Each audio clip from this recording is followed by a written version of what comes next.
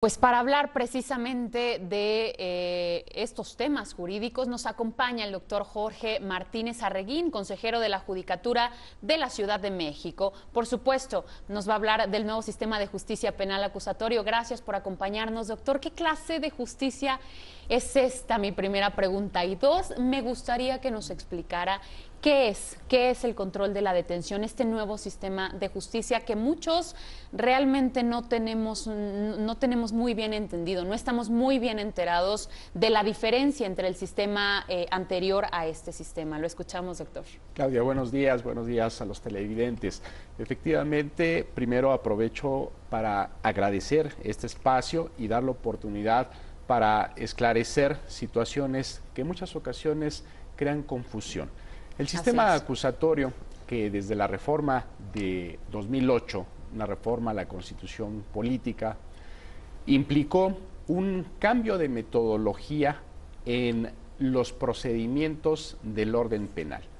Ese cambio de metodología obedece principalmente a realizar audiencias, pero que ya no sean a través de un sistema escrito, sino que a través de la palabra hablada, la oralidad, pueda los intervinientes, ministerios públicos, asesores victimales, defensores y los propios intervinientes directos que implica al imputado, que implica a la víctima, puedan establecer sus propias posiciones, es decir, sus versiones de los hechos, y el juez, en una construcción de argumento jurídico y con base en los medios y en los datos de prueba que hayan sido ofrecidos, puede emitir una decisión.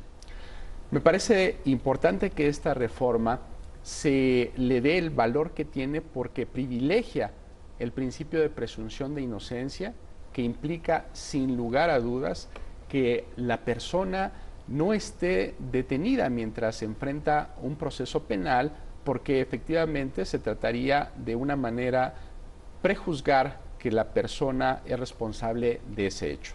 Sin embargo, la propia Constitución dejó claro que por la magnitud, el impacto de ciertos hechos, como lo es violación, como lo puede ser delitos contra la salud, trata de personas, homicidio doloso, una serie de delitos que necesariamente deban tener una prisión preventiva, en este caso oficiosa.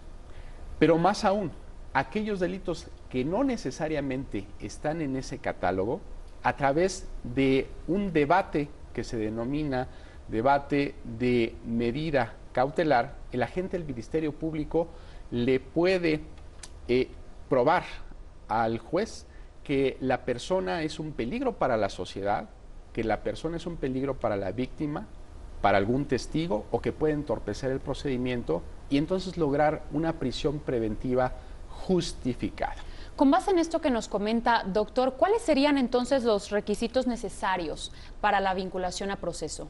En este caso, Claudia, primero te quiero decir que en el control de la detención, si una persona es en flagrante delito, es decir, en el momento de estar cometiendo el hecho, es detenida, lo presentan ante un juez de control y revisa, entre otros aspectos, que efectivamente la persona haya sido detenida por cualquier ciudadano o puesto inmediatamente a un oficial de policía, que no haya transcurrido obviamente un margen de tiempo que pueda poner en peligro la posibilidad de que la persona haya sido la que haya intervenido en ese momento, y de reunirse otros requisitos más, el juez de control decretará en ese momento la legal detención en una audiencia oral. Inmediatamente le van a realizar la atribución del hecho por el cual se le está investigando, y para efecto de resolver la vinculación o no, el agente del Ministerio Público proporciona datos de prueba. Doctor, me llama mucho la atención, si este sistema de justicia data del 2008, ¿por qué fue hasta el año pasado, justamente el 18 de junio, que se da a conocer y que se adopta en los distintos estados, en los 32 estados de la República? ¿Por qué? Es importante decir que toda reforma va a implicar necesariamente aplicación de recursos económicos. En el caso del Tribunal Superior de Justicia de la Ciudad de México, lamentablemente estamos padeciendo, no en este ejercicio, sino en años anteriores, un déficit que actualmente es de cerca de los 2.800 millones de pesos.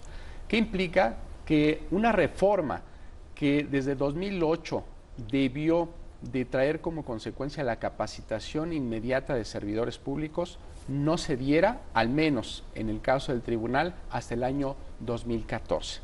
Y esa falta de capacitación hoy la estamos padeciendo. Quiero decir, Claudia, que desde mi punto de vista, como jurista, como juez que fui tanto del sistema tradicional como la primera generación de jueces de control y tribunal de juicio, pude constatar que es un sistema acusatorio que vela realmente por los derechos humanos, no solo del imputado, sino también de la víctima, pero que también es necesaria una capacitación que debió darse desde aquel año 2008 para preparar en un primer momento a policías, peritos e indudablemente a los agentes del Ministerio Público, que fue un cambio únicamente en la metodología de llevar las audiencias, pero que la sustantividad, es decir, el conocimiento del derecho penal, hoy día se debe exigir y siempre se ha exigido a todos los intervinientes, jueces, agentes del Ministerio Público, magistrados que revisan las resoluciones de jueces,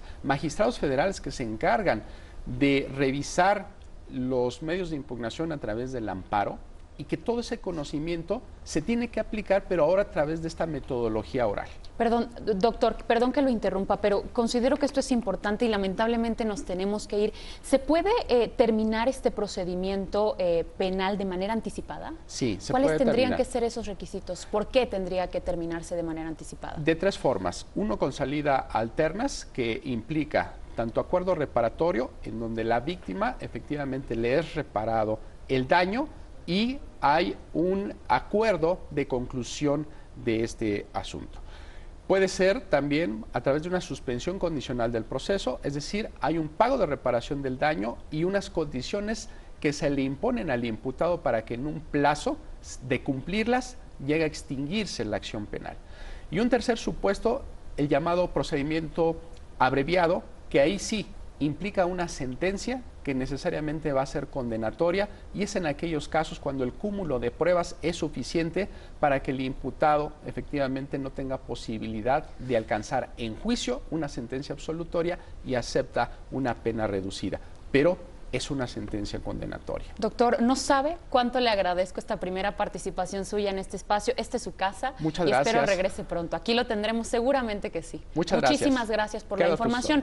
Estamos con el doctor Jorge Martínez Arreguín, consejero de la Judicatura de la Ciudad de México. Hablamos, por supuesto, sobre el nuevo sistema de justicia penal acusatorio. Vámonos a una pausa. Regresamos con más noticias.